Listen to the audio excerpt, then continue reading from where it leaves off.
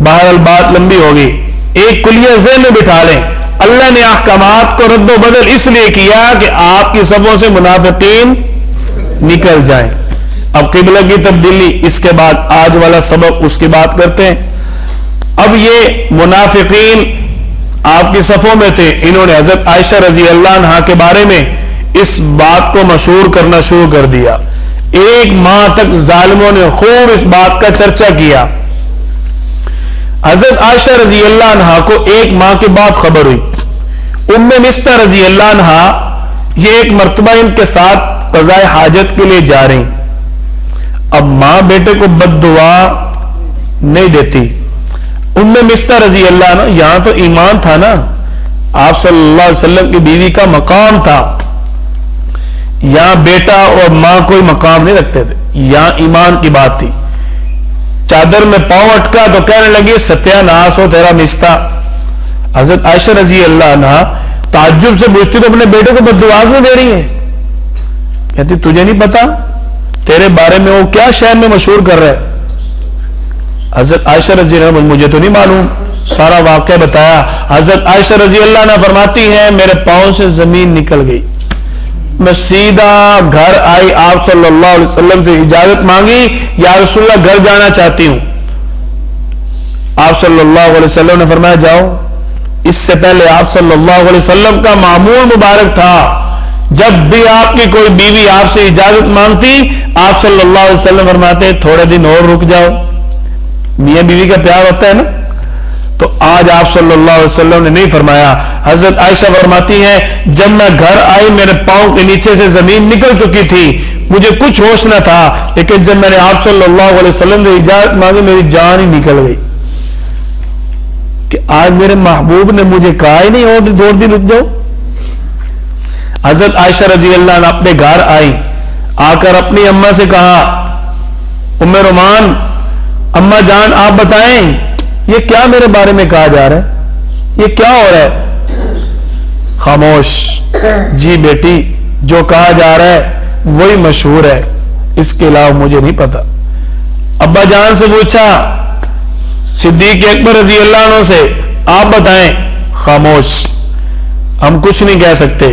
آپ صلی اللہ علیہ وسلم چند دن کے بعد حضرت عائشہ کے گھر تشریف لائے، آپ حضرت عائشہ کے بستر پر بیٹھتے ہیں، کتنا جھوٹ، تہمت، الزام، غیبت نے آگ لگا دی کہ آپ صلی اللہ علیہ وسلم بھی جھوٹ سے متاثر ہو گئے۔ آج ہم الزام لگاتے ہوئے سوچتے نہیں ہیں۔ اللہ تعالیٰ نے فرمایا والذین یرمون المحصنات الغافلات المؤمنات لعنوا، تہمت لگانے پر اللہ کی لعنت ہے، فی الدنیا والآخرہ، دنیا میں بھی آخرت میں بھی۔ اسلام کا قانون ہے، آئے لوگ باتیں کرتے ہیں اسلام کے قوانین کے بارے میں، جو کسی کے بارے میں او جی انہوں نے الزام لگایا ناموس رسالت کا گستاخ تھا اس کو قتل کر دیا۔ اسلام میں ایسے قوانین نہیں ہیں، اسلام میں جس نے الزام لگایا اس کو بھی سزا ہے، اس کو بھی سزا ہے۔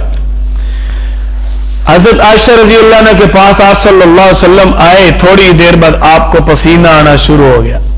حضرت عائشہ رضی اللہ عنہ فرماتی ہے مجھے آپ صلی اللہ علیہ وسلم کو دیکھ کر سکون آ گیا کہ اللہ نے تو سچ ہی بولنا ہے، اللہ نے تو حقیقت واضح کر دینی ہے، اب تو کوئی بات نہیں نا، کسر رہی نہیں، اب آپ صلی اللہ علیہ وسلم پر وحی نازل ہو رہی۔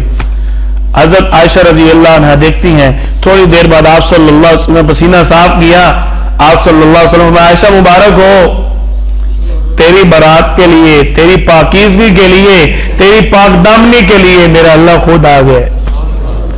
اللہ نے حضرت عائشہ رضی اللہ عنہ کی برات پر 10 آیات نازل فرمائی جو آج بھی سورۃ نور کے دوسرے رکوع میں موجود ہے۔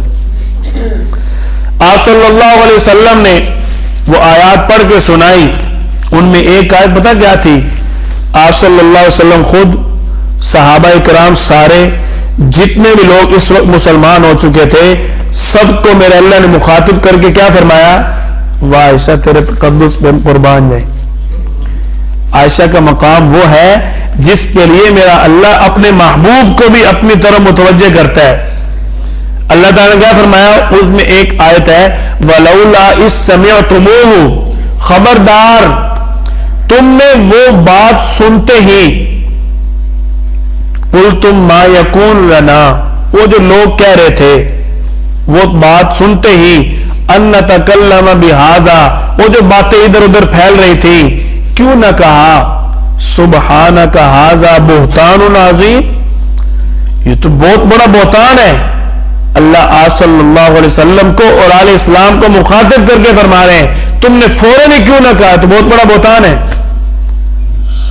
اللہ حضرت عائشہ کے تقدس کے لیے اہل اسلام کو تنبیہ فرما رہے ہیں کہ آپ کو فوراً کہنا چاہیے تھا، تو جھوٹ ہے۔